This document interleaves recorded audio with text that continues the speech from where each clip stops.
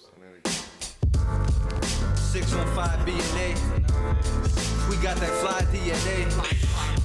It's our Delian Foundations. And we appreciate your patience. Don't bring trouble. Yo, welcome to MC2MC Podcast. I am in love with your host, Vandito. My name is Adeli. My name is Bleaux. Yes, it's our special guest, Bleaux. What's good, Bo? What's going on, my man? What's good? Yeah, not a whole lot, man. Just slept about 3 hours last night, so I'm here. Got some coffee in me. I'm ready to party. Let's go. I see you, though. I see you be grinding. You've been putting out a lot of projects, man. Yeah, man. A lot of rappers in town. Absolutely. Last night I had DTL over at my spot, and we recorded one of my second single that's been gonna come out later this month. DTL's dope. Super incredible dude. Like, it's one of those guys I've looked up to since I first moved back to Nashville. So Hold on, he got a new joint too, right? Yeah, he got a new joint with 11 and oh, that's Carmine. right. Yeah. I Carmine. forget the name of that song. That shit's good. The beat change up at the end. It just raps fast, just murders the whole thing. Exactly. Carmine's another dope producer. Have you ever worked with Carmine? No, I've only been to the ciphers and stuff. Like, I've always watched him cook up with other people and stuff like that. But I don't have any songs with any of these Like That Records guys. Is that Carmine Prophets on IG? Okay, I've seen some of his stuff. He's dope. Yeah, I love Carmine. Been to tons of his ciphers though, man. Mm-hmm. He can throw down hours on end. Oh yeah, it's Like That Records. They on the ball too, man. Mm-hmm. He himself, all them. Yeah, they got everything in there. They got the shirt printing, they got video, man. Those guys they've got it going for them. They got it going. Right. You got merch as well, or you got the merch coming in? Yeah, no merch on the way right now. I'm just working on music and getting groundwork set because I guess the couple year plan from now is I got this idea for directed marketing advertisement for online music. So before you do any sort of marketing in that realm, you gotta have a what's the word for it? You gotta have a discography. You gotta have some stuff that they can come back and listen Resume, to. Yeah. So you can't just be here's my first single, stream it. I'm gonna spend $5 a day, get all the right advertisements and stuff like that. And they go to your profile and it's is this the only song this guy's got out right now? It's this is awful. Yeah. So I believe in people leaving breadcrumbs, just because when you see an episode like Game of Thrones or whatever, or your favorite movie or your favorite series, and you see that the episodes are continuously, and you see it's 2 seasons. Yeah. You watch your first episode and you're really excited about it. You're like, oh man, this is a dope ass show. I wonder if we got more. And you see a whole onslaught of episode, you get really excited about it. Mm-hmm. That's how I feel about music. When I find a new artist that's really dope or a song, and I'm like, there's more of this? Oh yeah, because you've invested so much listening to them, you don't want to just stop all of a sudden. Facts, yeah.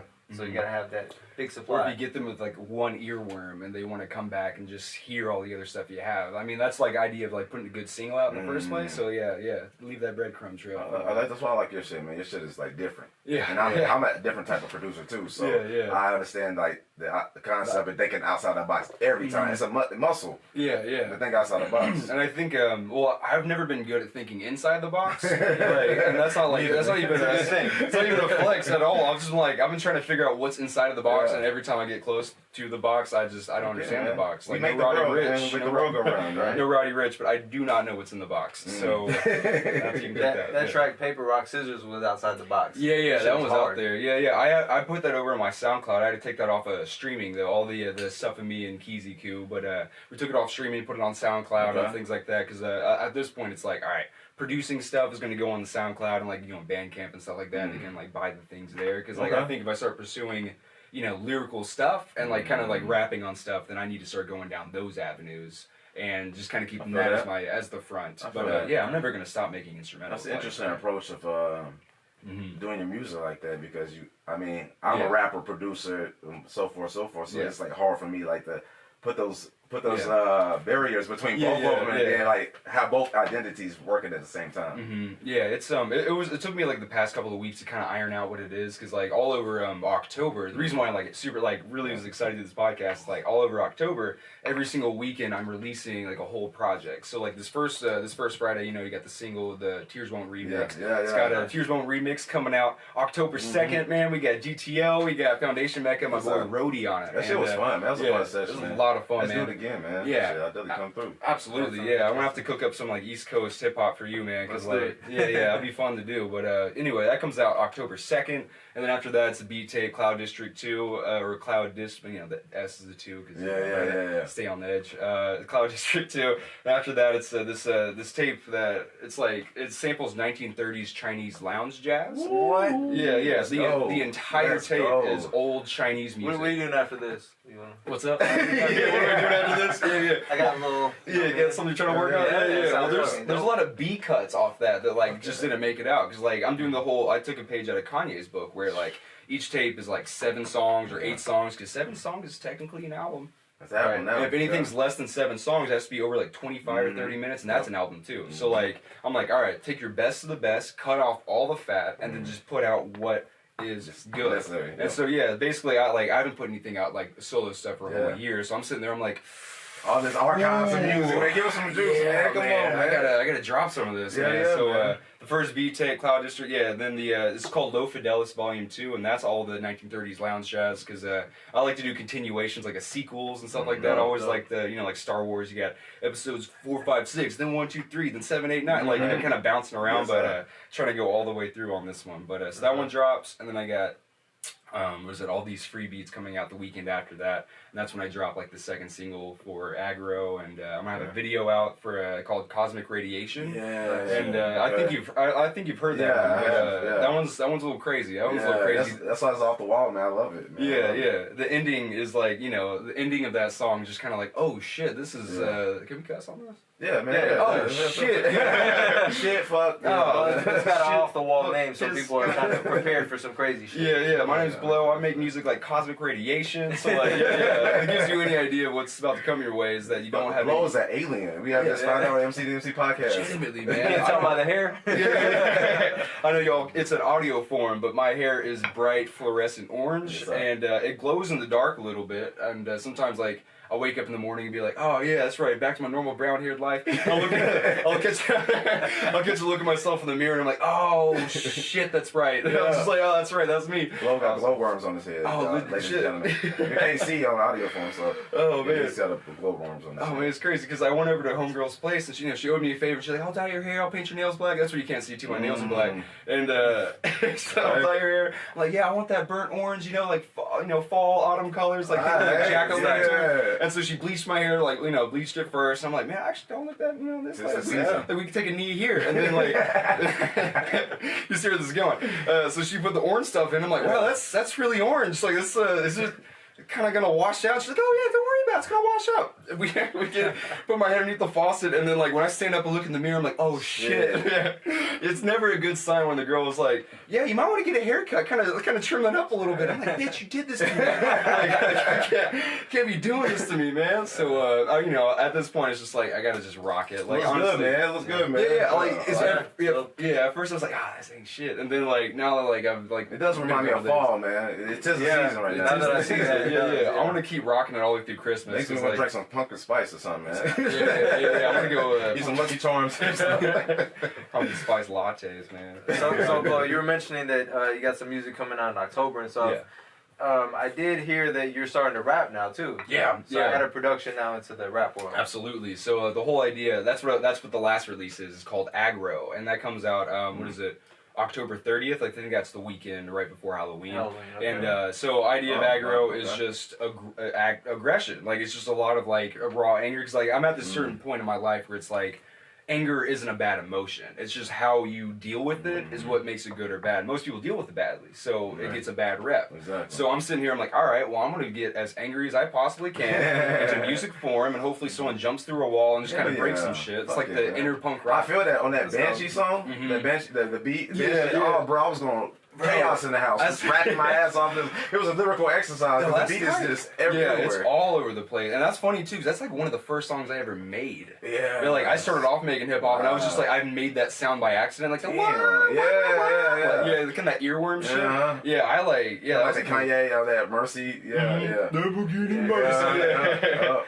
Yeah, what's that sample? I forget. Lady something. Yeah. I actually heard the whole sample. Mm-hmm. It's this African lady, I think, or Indian lady, one of the two. She was Jamaican. Maybe. If I'm not mistaken. Yeah, but all that stuff. So yeah, it culminates in aggro, and I've got like a few features on there. Like I produced all of it except for one song, and that song's called "Bitch I'm Real." Okay. And you know, Bitch, I'm real. Yeah. That's a good statement. I like that It's statement. you know, it says it on the outside. It's pretty quick. But other songs include like you know, Cosmic Radiation. I got one with I got one called Facelift, and that's with D the lyricist. DTL now. Yeah, I guess. DTL. Yep. And then the outro, I'm trying to get Odd Moon on. Okay. And yeah, that Bitch I'm Real has a roadie on it. So like. Oh yeah. Yeah. Rody is.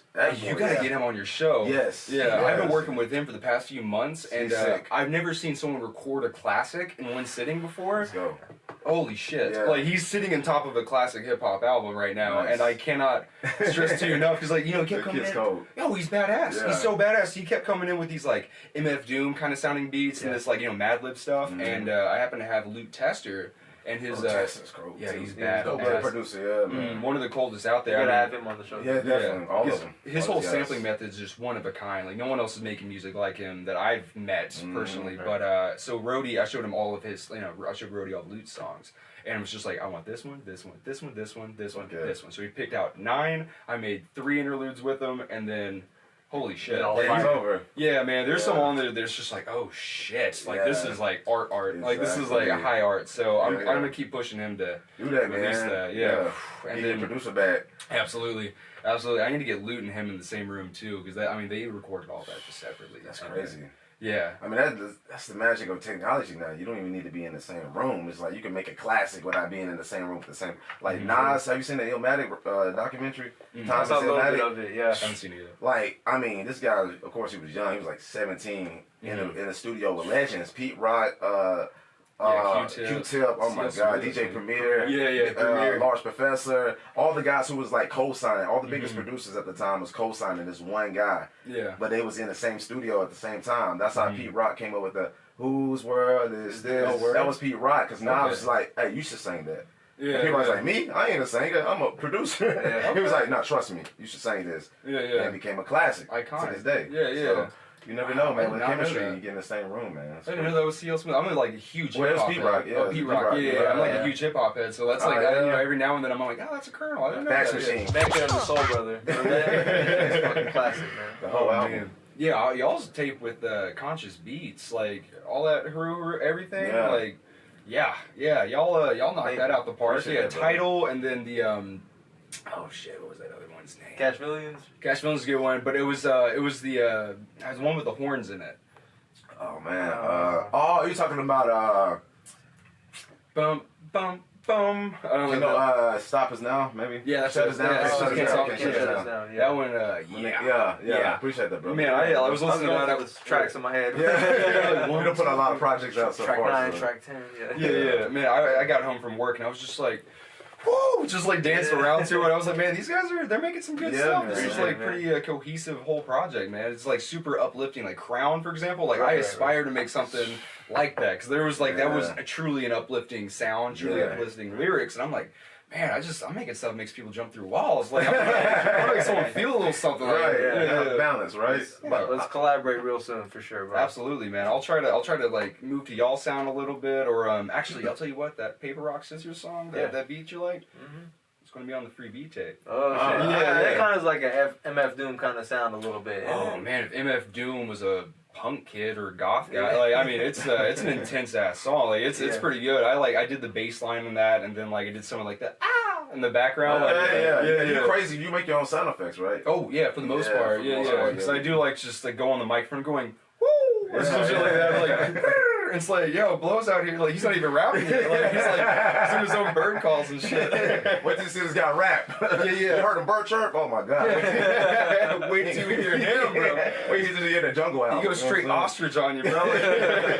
No, I like that because Dre did that. He made his own like shovel, like burying somebody in the grave, like sound effect. On the Compton? He literally Yeah. brought like 6 pounds of like sand, Jeez. and like with some shovels. Yeah, yeah. And like I had it all moved in like the studio. Is that for the Compton tape? Where you buried Anderson .Paak alive? Or the Chronic album, because Scott Storch was telling the story. Oh, word. Yeah, he was saying that he went like the extra mile to get the sound effect, the sound just like it's supposed to sound. That's fucking cool. Like it made it sound like somebody was actually getting buried and getting put in the trunk. Yeah. Took out the trunk, getting dragged to the grave. Like he put the whole movie on. Like he was like a motion theater. picture. Sonic Theater. Yeah, so that song with the car bomb, that was in the studio too? Yeah. The whole thing, like, boom, the whole studio. Man, you're really going above and beyond for this new tape. Like, damn, Dre. Man, I didn't know any of that. That's tight. I like the Chronic. That was one of the first albums I ever listened to, like all the way through, like hip hop wise. And yeah, man, I fuck with it. That was a classic. So when did you get started with music? Like, what inspired all that? Oh man, what inspired it?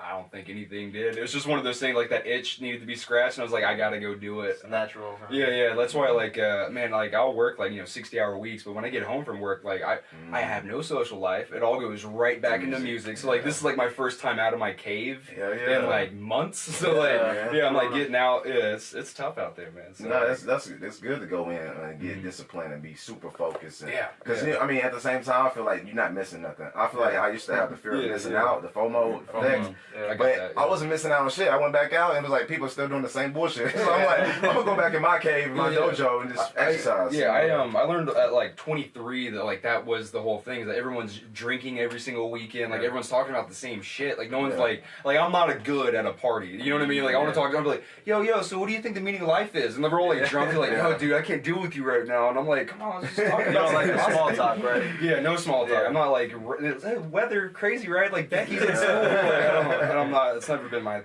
forte. So balance, man. Well now I got to balance in the other way now because I've been in the cave. Now I got to like, hey, how's it going? I'm making art again. So exactly. I mean, because think about it, is like nowadays you have to, even though you can be an artist. Like back in the day, like Shakespeare and all them guys, they could be an artist and people would see them be an artist because it was more smaller world. Now it's like it's even more smaller with the computers, but at the same time, you still got to get out there because everybody's doing the same thing. Everybody's trying to do the same thing. Now everybody's got it, but everybody's trying to do it. So and I always like on that aggro tape, it's like I talk shit a whole lot about like, man, you have a whole ass brain and you decided to sound like somebody else, and it's just like everyone sounds the exact fucking same to me. So like I can't listen to like I'm a huge hip hop head, but like for the most part, I can't listen to any of the mainstream rap that's out right now. Like Travis Scott at least brings something new every single time. ASAP Ferg, something new every single time. Cudi, absolutely. Dude, all of his stuff. I love all of it. Trendsetter. Well, I think that's what good music is. It's just full of trendsetters. So if you listen to good music, period, they're going to come up with something different. 2 Chainz, even though his flow is evolving, but it's still it's like you never know what he's gonna say either. So you always like listening. Okay, what's he gonna talk about? At first I didn't like 2 Chainz, but now I'm a big fan. Now I'm a big fan because he's just got like progressively better and more quirky. But like, I fucking love 2 Chainz. Kind of grows on you after a while. Yeah, after a while. Yeah, he's oh man, he had the song on what is it? DJ Premier and Royce the 5'9's tape, like Prime too, and it was one of the funniest verses I ever heard in my entire life. He's like, I want to, like, what is that? I don't want to go take a pill. I'd much rather go to a certain, like, drop shrooms and take a, I don't know. I gotta, like, he's just, like, says it so clean out of nowhere, and it's like, oh shit, like, I didn't expect any of that. So, left field shit. I think that's what, I think he got a lot of his influence from, like, Ludacris. Yeah. At the same time, because Ludacris have that crazy flow. You don't know what he's gonna say. Yeah. Right. And that's one of my influences, like Ludacris. Oh, cool. Yeah, man. Yeah. Because he's from Chicago originally, so he has that fast flow, but he also give you punchlines at the same time. Blueberry Yum Yum. How do you feel about that? I love that song, man. Yeah. I listen to that song every time I was smoking Blueberry Yum Yum. I was like 17, 19, listening to this crazy album, Red Light District. Oh, man. Amazing album. Good album. Yeah, man, when I was like 17, when like my hip hop thing, like when I started listening to rap and stuff was when J. Cole was starting to blow up. Okay. So like I wasn't listening to anything mainstream during that period of time. Like it was only J. Cole that was out like for real, like big time at that time. It was probably like 10 years ago or so. Yeah, about a decade ago. Yeah. So like during that time I was going through like I think I've listened to every single hip hop album from the years like 1993 to 97 or 98 on the East Coast rap. Because like I hadn't even delved into West Coast. Oh wow. Because I'm just a sucker for East Coast rap. So like all the new guys out like West Side Gun, Woo, Pray for Paris is one of the yes. dopest fucking records I've heard in my entire Zelda life. is kicking ass right now, and they bringing like the form of what we want to bring back to the forefront. They're bringing that lyricism back to the forefront. Like, but even how the whole thing's mixed, man. They're using like tape, like they're like Authentics, how they're like they're recording it to real tape, and then they're having someone master it digitally after the fact. Shit. So like they're really doing it like that? Oh yeah, Wow. yeah. They did it on there's a couple like Mac Miller's last album. They did that shit too, where like you can hear it a couple times. Like they got auto-tune in his voice, but it was like blended in because it was on a tape reel.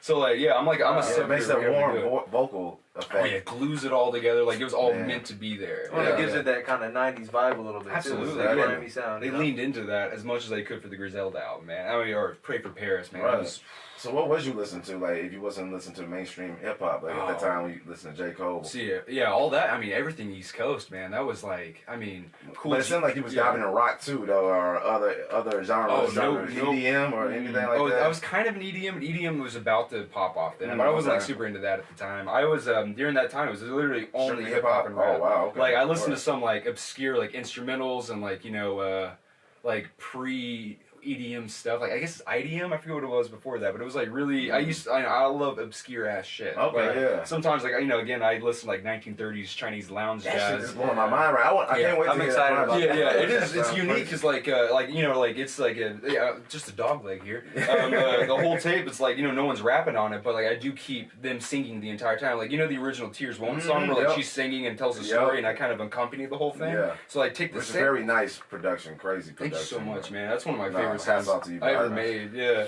I heard 3 different versions of Yeah. beat, so Man, it took me so many tries just like to make the first one, but like I mean like it took me like 3 or 4 tries to make like the original song. Yeah. But like overall it took me like an hour and a half.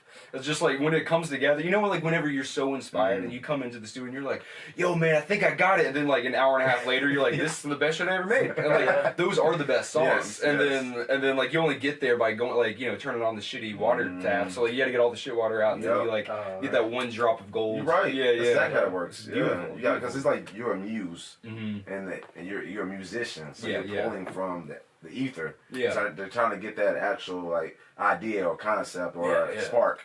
And Once it'll you get come it- randomly too. For me, it comes like I'll just look at a tree sometimes and be like, "What if I made a song about a tree snapping or some shit like that?" Like I got this one song, literally, like I got stuck in this thunderstorm, right? Like like some truly religious level shit. Like I was like, well, it was fucked up. Wow. It was so fucked up.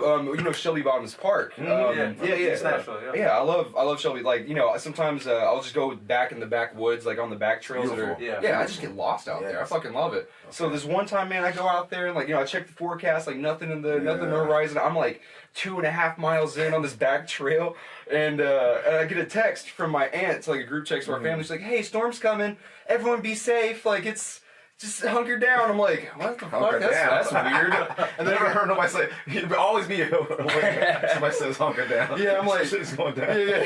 That might be the scariest place to be when you hear news like that. Well, I'm in the trees fucking everywhere. I mean, just you wait. And then I get another text from my work, and it was like, this is a group message to everyone, like, pull over if you don't feel safe. I'm like, what the fuck is happening? So I put my phone away, and I turn around, and like, the sky in front of me is completely blue. Couple of clouds. I'm like, beautiful. I turn around, a wall of black clouds is just right there behind me. I go, oh shit! So like I'm running through. Yeah, dude. Like it's like your fight or flight hits immediately. Yeah, because like as I'm running to go away, dude, the trees were going like, I like literally. How did you know where to go? Because like I had to go to the end of the trail because like I need to get to concrete and asphalt because I was like I'm not getting hit by debris. If I am, I'd much rather be hit by small twigs than an entire goddamn tree. So I had to go like about a mile down just to go 3.5 miles back up the asphalt road. Ran your life. Oh god, I'm not a cardio guy, and that was because if y'all ever seen Lost, like the show Lost, where like that dinosaur or like King Kong, King Kong, where like he runs through the trees and it's like that was that. And I'm seeing the trees do this behind me, bro. Like the rain was coming like so hard at one point that like I couldn't see at the end of my hand, like sticking out my hand, I couldn't see my fingertips. It was just like, oh shit. Rain so cars going up. Yeah, no, legitimately, like, it was, like, so sideways, it was almost parallel to the ground, Wow, and, like, at one point, I, like, get in the ditch, I'm like, fuck this shit, man, like, if I make this out, like, literally, like, as I'm running back, like, man, if I make it out of this shit, I'm gonna become healthy, I'm gonna do cardio, I'm gonna work out again, and, like, I'm gonna take care of myself, motherfucker, so, like, you know, I got out of there, and, of course, like, I get in my car, I get back, moment. oh, dude, this is only, like, the tip of the iceberg of this entire story, like, I'll tell you off the air if you're interested, but, like, definitely. I get back in my car, and I'm like, oh, fuck! Like, I'm like shaking, like, you know, because I took all this pre-workout before going on this hike, so like my heart is going to like a million miles per minute. And your skin is like, oh my god! Of course, I'm the only car in the parking lot. I'm like, fuck, fuck! Like at a certain point when you're running back, it's just like, just yell at the top of your lungs. I'm like, man, I'm not gonna let this fear take over me. I'm going, fuck! Just like this dude, like imagine this, like imagine me running in the rain, going, fuck, fuck, just like sprinting through like a Rambo movie. Yeah, legitimately, like, man, I had like war paint on, man. So I got back, man. I drove back to my house. Like, the rain completely stopped by the time I got back to my house. I'm like, what the fuck just happened? Yeah, I parked my car, and like something about the fight or flight response. I was so horny. Like, right after all this stuff, bro. Like, it's like I think adrenaline kicking in. The adrenaline kicked in. I think like it's caveman DNA bubbled up. It's just like mate right now. I'm like, I'm gonna pass this DNA on. So like, survival. Literally, survival instinct kicked in. I'm like, woo. So yeah, that was an intense ass experience. I forgot what we were talking about before, but yeah, that storm just reminded us we're human. Oh yeah, but like the reason why I brought that up because like I made this song called Thunder Boy, and I don't know if I'm gonna put it on this aggro tape, but I sampled lightning and thunderstorms, and I had this like ASAP Rocky type 808 on there, and it's like, woo, like it's yeah, aggressive with this shit. Yeah, you get like hi hats out of cloud sounds, and like it's yeah, I mean it's cohesive, but I gotta like find a way to be like, I'm the top of my game. It's just like I don't know how to like attack that with that energy, but yeah, Trap and Thunderstorm. Well, so speaking of crazy weather, and you are from East Nashville, right? Yeah. So like, how did you deal with the March 3rd tornado? Oh man, that was nuts. Cause I was like going to bed. I'd work at like 5 a.m. the next day, and I was like in bed. It was like I forget, like that thing hit at like 10 at night or something like that. And like my window was like kind of cracked, but then like it got silent, and then it got really loud. Cause like the tornado was about a mile from me. I was living in East Nashville, and it was weird because like you just hear the air raid sound going. Yeah, I didn't hear him. Yeah, man, it was. Well, I think there's one like right outside my window, and so I like right there. I was like, I'm not sleeping tonight, I guess, and man, it's just because I got like so quiet, and then the rain started like trickling, and then I just hear like a. Like I don't know how to describe it, like from it's a like distance. Train. Yeah, I don't even know how to describe that noise. Yeah, like a train. But I was sitting there, I'm like, I'm not going to bed, so I just opened up the window, like the screen on, and I was just like, I'm just looking out the back, just watching the rain go in, and I'm like, this is crazy. And of course, the next day I saw all this stuff that happened. I was like, Jesus, you know, like with the whole of Nashville. Yeah, like literally all my favorite spots, like it just got like destroyed. East. Man, even the tea garden. Yeah, there's a few restaurants over there that had a They can't replace that tea because it's like rare tea, like from across the world. Right. Yeah, so it's like no way to lost all their inventory. Yeah, damn. We actually had a Heru show that night, and I was under the weather and shit, and Roy was like, "Yo, don't worry about it. Foundation." Yeah. He was like, "Man, I got it, man. It's all good." So, but I couldn't get in touch with him, and it was like 11 at night. I'm like, "Yo, you might not want to do that show tonight. You know what I mean? Just go home." Yeah, I had a show that night. Yeah, in the East Room. It's good choice, good decision. Which actually you DJ'd for us one time when we performed over there. Oh man, I've only broken out that DJ board twice. Like I literally have this like a $500 DJ board, and I'm just like because like I don't know, I get stuck in those roots of just making music. I don't want to practice anything else. But yeah, I'll try to DJ for y'all again. Yeah, I mean next show, let's set it up, man. When is the next show? When are we doing shows again? Well, we already got a show October 9th at some birthday party. Ashley Autumn's birthday party. Okay, local distro. Local distros. So that's gonna be fly. I was wondering like when the venues would open back up again for you know like not the East Room. What is it, Basement East? Mm-hmm. I think Basement East. Yeah. Because we had like Odd Moon was working on getting a residency there, and we were like about to set up to get the East Room or the Basement East.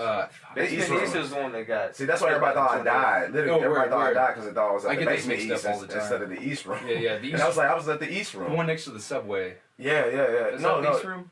No, yeah, the East Room's next to the subway. Okay, exactly. yeah, that's the one we try to get a residency. Yeah, I would love to go back there, but fuck, man, everything's closed. But yeah, Probably soon. I think so. Yeah. You gotta wear your mask. 6 feet. 6 feet. Perform with your mask on, you know? Yeah. Taking this bitch, I'll tell you what, if you know what Mumble rap, man. Yeah, bringing mumble rap back. Yeah. It's like that's the one thing that could stay away. I think we're all in agreement there, maybe. Yeah. I mean, so you don't want to catch that mumble rap disease, you know. Yeah. I mean, at the same time, I feel like it's an evolve, you know. Well, it was definitely a necessary step, I think, because like I didn't like any of it, but I do feel like it took because like hip hop in my eyes like sparked what punk rock is in some ways, because like just the in your face, like I'm talking about something that's like, you know, just bam, like right there. Right. So it seemed like it was kind of getting right back to punk rock again, where like even if you weren't like understanding what they're saying, it's just the energy was just there. So it kind of felt like it was a nod back to that, like even what Playboy Cardi's doing right now, where it's just like, yeah, he ain't saying shit. There's literally one song where he spits an 8-bar verse, and then the rest of the song's ad-libs. You know what he do? It's impressive. He gets some mashed potatoes from KFC. Yeah. Smoke a blunt, drink some lean, just mix it all in his mouth. Figured out his formula. But as long as he get that auto tune right, Yeah, whatever works. No, shout out to Playboy. He's making melodies and Uzi Vert.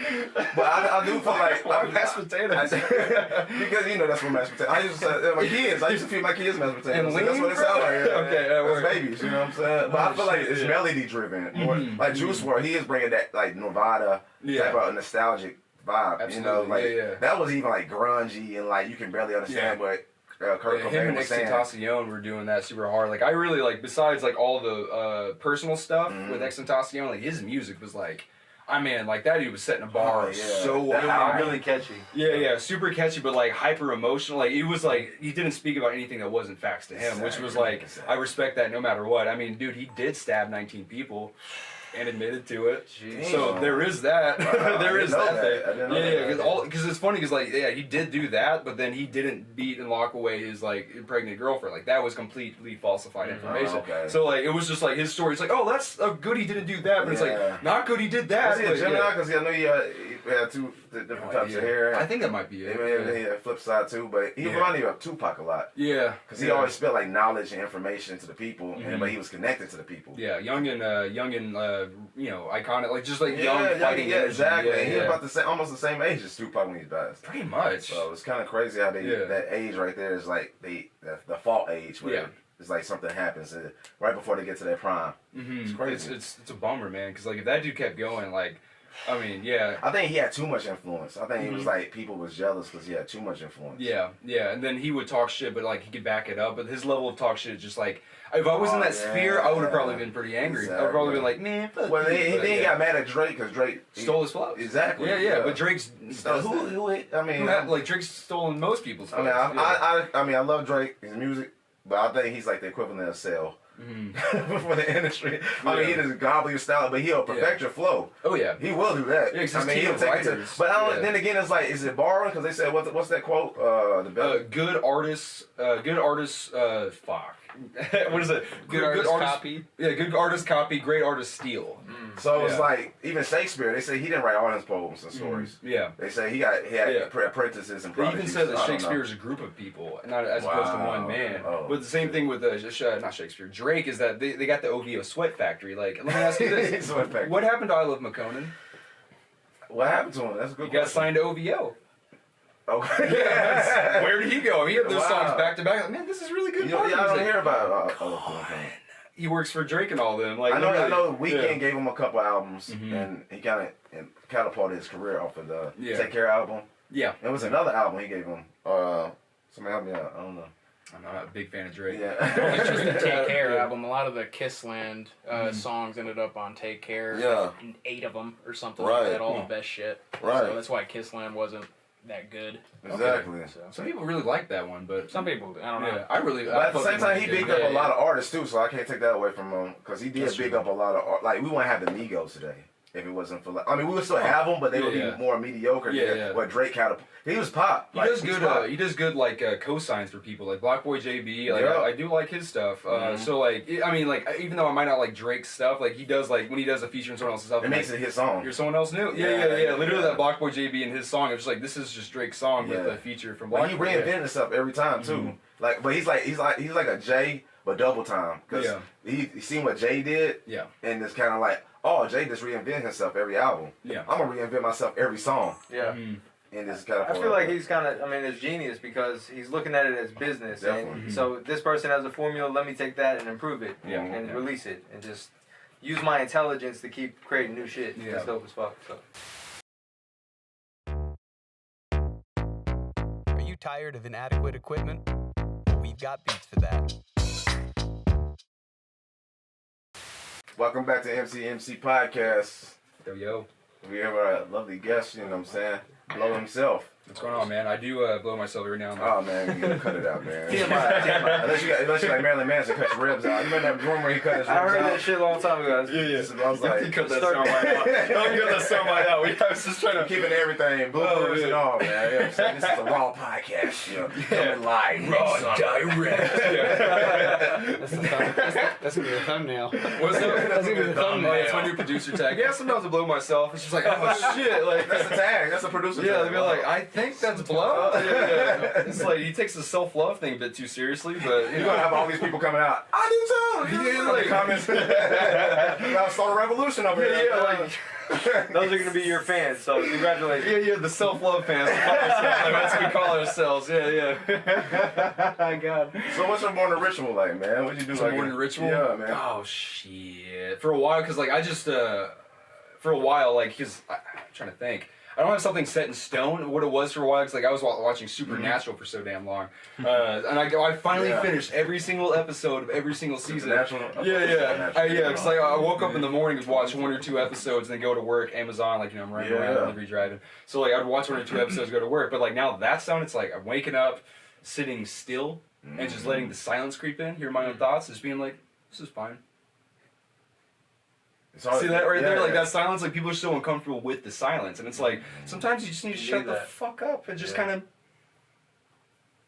Yeah, just be. Yeah. So it's like it's hard to do because a lot of people just... I mean, we let our thoughts control us. Yeah, I'll tell you what though, if anyone is listening to this and they're wanting to get into like silence and meditation of all of it, like at first it is scary and daunting because like, think about it like this. You're in a world where like you've got your phone, TV, everything. You got like cars honking at you. Distractions. So when you are silent with yourself, at first it's gonna be overwhelming. You're gonna have scary thoughts. You're gonna be like, oh god, shit, like I don't, god, like I need to do something. I'm anxious. Exactly. So like you will have a wave of that for a while, but then like after a while, it's just like, no, this is kind of dope because like you know you have more of a perspective. So when you are silent, you can go to like either making music or doing something else, and it's just I'm not in such a rush. Like I delivery drive for Amazon. I've just now gotten to this thing where it's like I'm in no fucking rush to get anywhere. Like you know this is not. What are we not rushing to? Yeah. Everyone wants to go Future? here, go there. Like everyone's so forward momentum that they need to take a step back. Chill the fuck out and Yeah. accept the moment that you have. Like people like somebody like a couple people was like my family members and they was asking me like, hey man, I need this, man. I want this, man. I need this. I guess they see me on the podcast. And I'm not making no money. I miss on TV.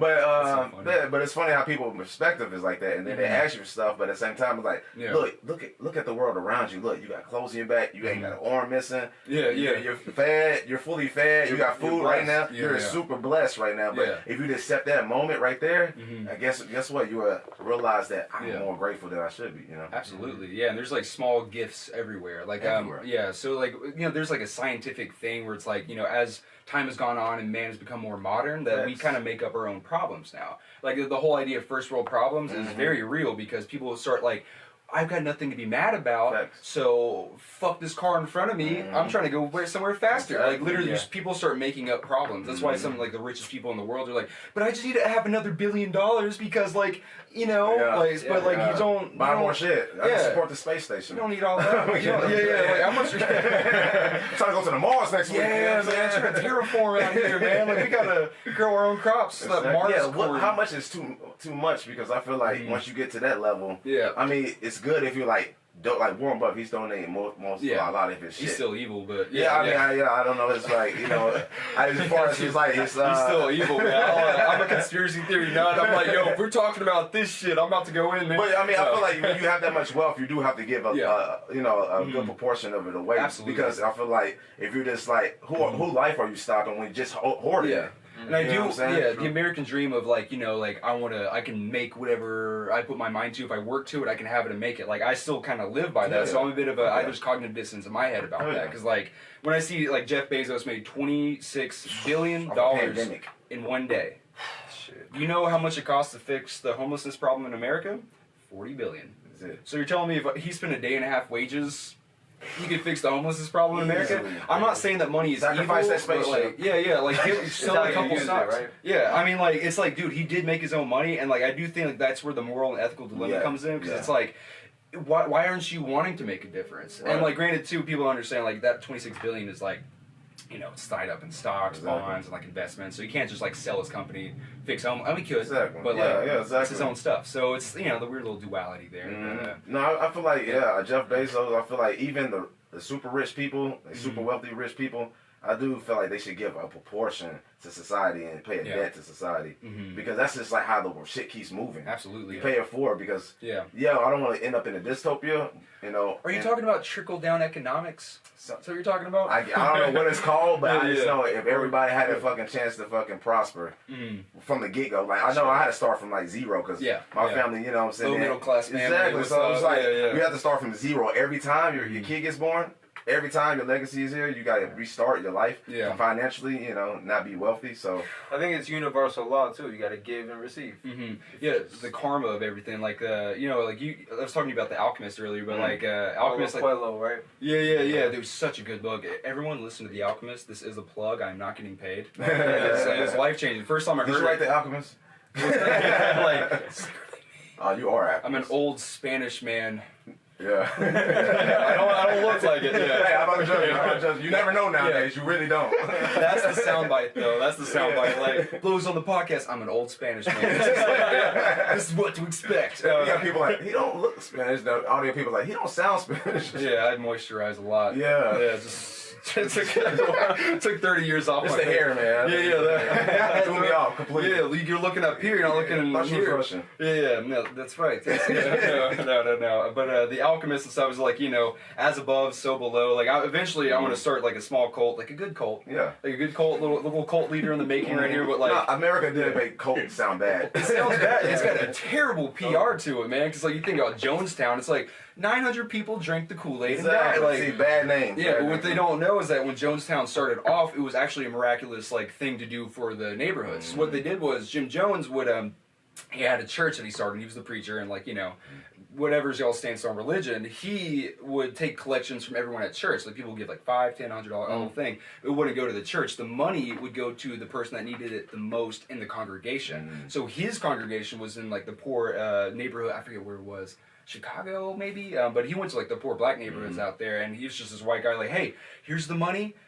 We're going to build you up. Like, come to our congregation. Like, this whole thing. So he helped hundreds and hundreds and hundreds of people. And then he started taking methamphetamines, and then he's like, I'm the king of the world. Let's move down to fucking power corruption. Yeah, but he moved 1,000 people down to Central America, Absolute power and started corruption. his own like crazy shit. So regardless, I want to start a good cult, and some of the teachings are like, nice transition. Just don't make sure the king of the world. and bringing it back, and bringing it right back. I'm gonna make sure right now I hold you accountable. That's when you fine, get to the top, I'm gonna hold you accountable. Like, hey, when you remember you said you're gonna blow yourself? This is how we do it. Yo, so that's the end teaching of the cult. We want everyone to self-pleasure. No, that's not. That's Best of luck to you, buddy. Yeah. No, I do think you can lead a whole movement like in the right direction. Yeah. On the good path, and you know what I'm saying. Like, I know the cult name does have a bad rep. Oh yeah. But I feel like whatever it's called, a movement, a revolution. I'm working out the name right now, but it's like it's one of those things. Like you got to build up a good backstory. So like I'm not gonna be making until like another 20 years from now. Like it's like I gotta talk about this for hours, but like we'll talk about that outside the podcast. But dope, man. I like that occult shit. Yeah. So who's some of your influences within the city, or you know what I'm saying? Shit, man. Are you like want to work with anybody in the city besides us, of course? You know what I'm saying? Yeah, I want to work with y'all. I want to work with y'all. That's for sure. After hearing what Conscious did with y'all, I'm like, shit. I want to like, you know, that's what hip hop is to me. Like, I gotta one up this motherfucker. Like, he was one of the first people to like kind of take me under, because like when I first moved to Nashville, like I'm going to beat battles, I'm getting my ass beat. Hell, you were there. Yeah. Like I was showed up to the second beat battle. He served me up too, bro. Oh, that's Jesus. my little cousin. Yeah. Oh, he's your little cousin? Oh, shit, did not know that. Yeah. Just found out like maybe a month ago, 2 months ago. You just found that out 2 months ago? Yeah, man. How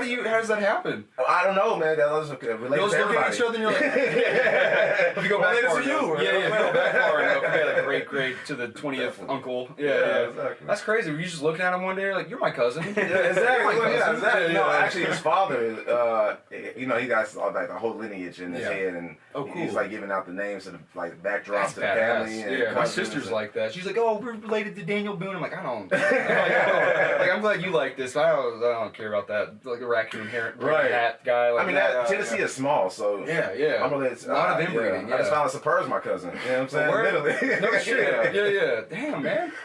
I might be related to you, bro. I'm pretty sure I'm his cousin too, but we're still determining how.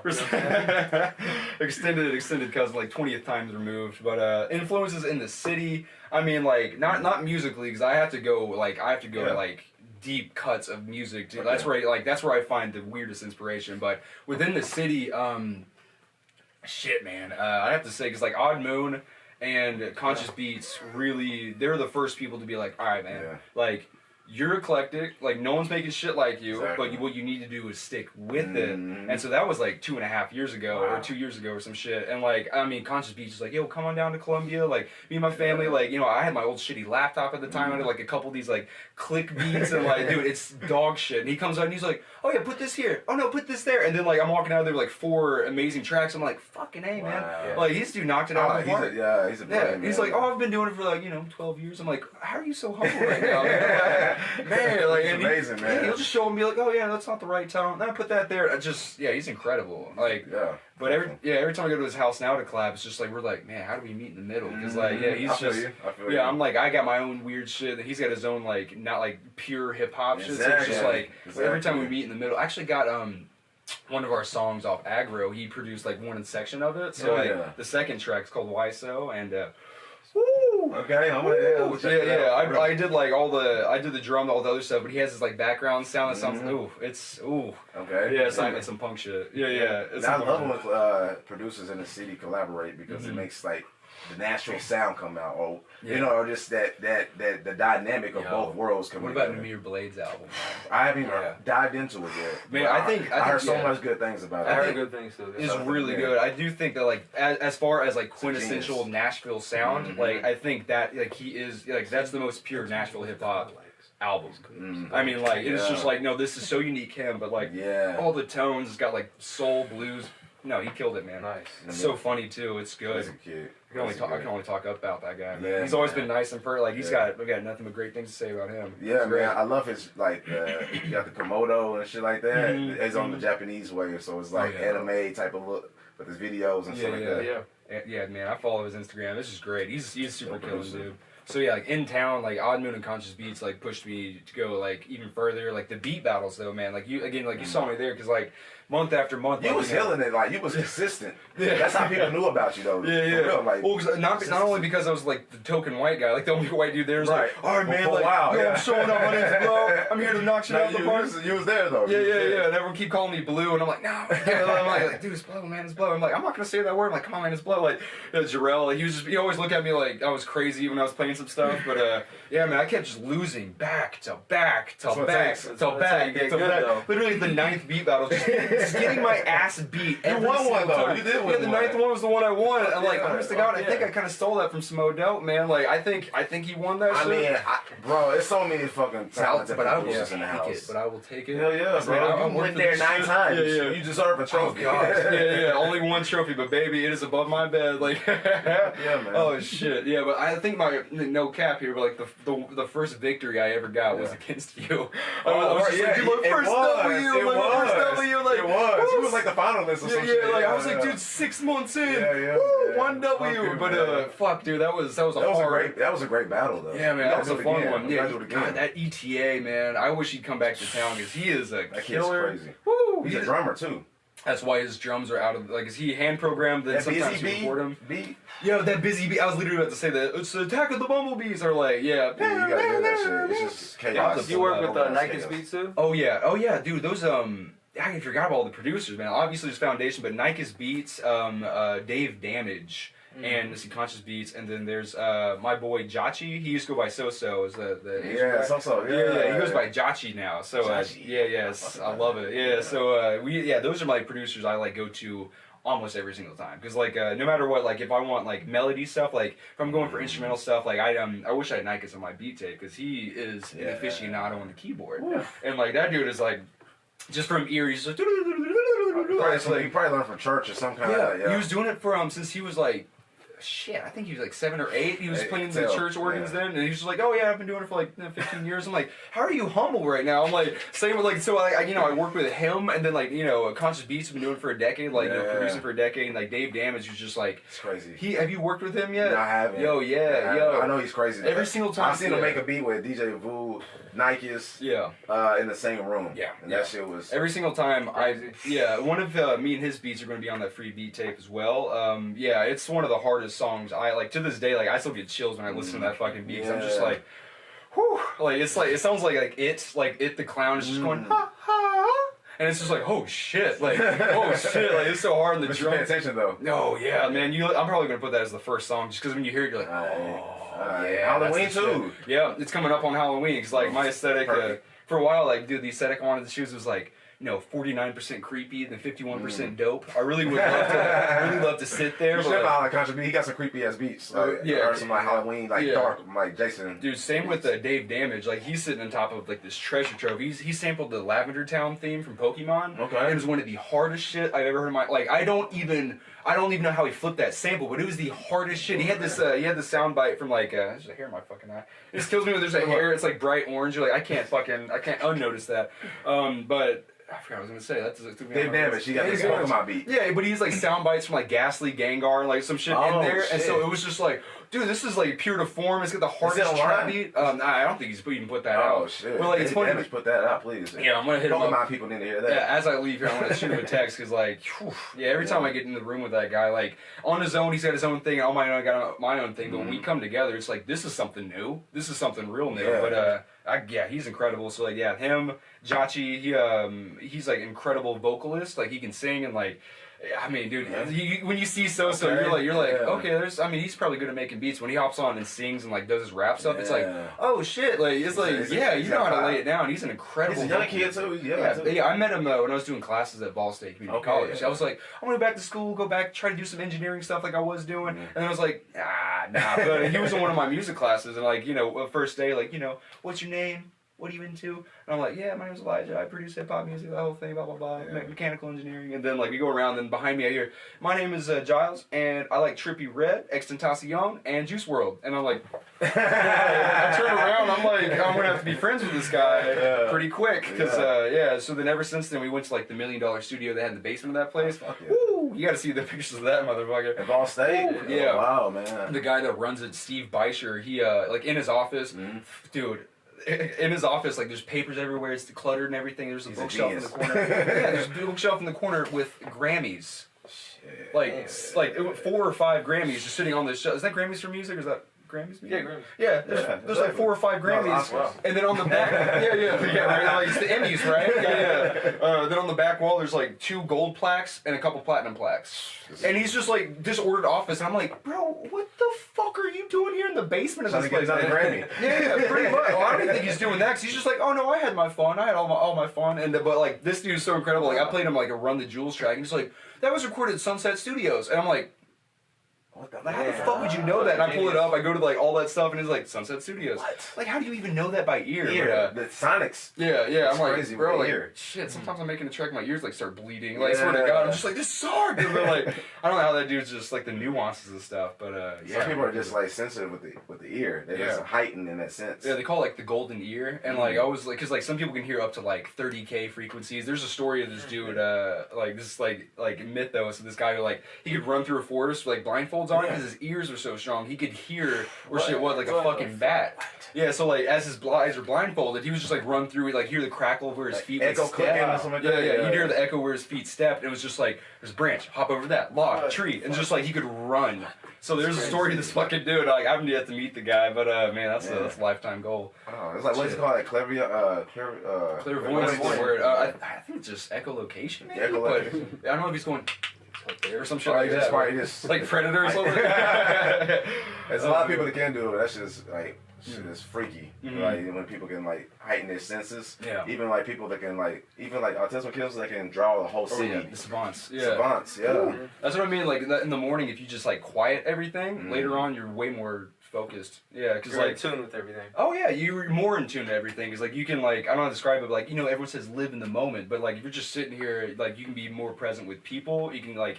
You know what I mean? Like, it's funny what people don't, like, what people are not saying, if that makes sense. Like, like you can say words, but you can say words. Exactly. And so, like, you start picking up on things that people aren't actually saying out loud. And so, like, as I've become more quiet, I'm like, there's, you're full of shit. Like, you can tell. Yeah, I can always, like, you can kind of feel where people's hearts are at just by, like, like, how they just say. It's vibration. Right. Yeah, everything's all that stuff. Exactly, yeah, man. Yeah, I could get into that shit. So I've been talking y'all's ears off, man. I'm super talkative. Well, I do want to say one thing. Yeah. Soul of the City is a really cool radio show on 101.5 FM. Here in Nashville. Okay. And the dope thing about that show, and Erica, the host of the show, she had us on there a couple weeks in a row, allowed us to interview and stuff. And what she does is she basically promotes Nashville artists that are really like, that are really intentional about their music and their craft, and puts, gives them some shine and stuff like that. Cool. So I do want to say, like, if you want to submit some of your music to her, she'll play it on the radio. No way. It's got to be good, of course. And no doubt it will be with yours. Yeah, clean too, yeah. Okay, clean. Gotcha. But I mean, you know how to edit. I mean, you're an engineer. You know how to edit. Yeah, I can do it. I know you got sound effects. Yeah. I would even make it more iconic. Just showing, man, something. It's like, whoa, man. Be creative with that shit. Yeah, I'll figure out how to do that. But man, if you're being truthful, I gotta pop stuff. I gotta think about something that's pop, because I could do experimental all day, but like, she loves hip hop though. She's a hip hop queen. Man, when y'all hear the tape, you're gonna be like, oh shit, I don't know which one to put on the radio too. But like, I don't know. But we didn't even go by fans. We went just like what we thought was like a dope song to put on the radio. Yeah, like quintessentially y'all. Yeah, exactly. What describes us. That. Yeah. I got a song. So it doesn't have to be like too crazy, you know what I'm saying? Yeah, I'll do like the song about the one-eyed, one-word flying purple people. Exactly. Yeah. Just like that one. That's perfect. Everyone loves that one. That's a good song, man. Top 40 right there. Top 40. Yeah. I think Drake covered that, right? Stole his flow too. He probably will. Yeah. I mean, this has been dope, man. I mean, I appreciate you coming. Of course, dude. Thanks for letting me talk y'all's ear off, man. Bless her. You welcome anytime. I'm out the cave, man. I'm out the cave, boys. Yeah, exactly. We definitely want to have you back, man, when you drop your projects, man. Absolutely. Yeah, I'm gonna get like all y'all's like information. I'm gonna like put all this MC2MC stuff on my social media, all Facebook and stuff like that. Because I've been shit posting for so long, but people are like, when are you dropping stuff? What is your Facebook IG? How can people reach you? Oh, okay, that's right. It's a good thing. I don't have a Twitter because now I have an Instagram. I have an Instagram, and it's @_BLEAUX. And I'm going to repeat that because it's a lot of vowels. Yeah. BLEA. It's like it's in the game. Yeah. UX. It's in the game. Yeah. So BLEAUX. That's Bleaux, Cajun French. And then Facebook, it's BLEAUX, so it's like just my name again. And there's only two things I use because it's personal with Facebook, and then it's like flexing on people. Yeah, exactly. Instagram. So thanks, guys. Yeah. Thank It's you been so a lot much of fun. for- Thanks. Yeah, thank you for everything, my man. Yeah, man. Bless up. This is MC2MC Podcast. What I love the host Bleaux. He's blowing up real soon, so y'all catch that shit. Hey. Bless up. Yeah. Bless up. All right, y'all. We'll see y'all next week. Bless up. See you next week. Yo, my name's Bleaux. Check me out on the MC2MC podcast with my boy Adeli and Foundation Mecca. See y'all soon.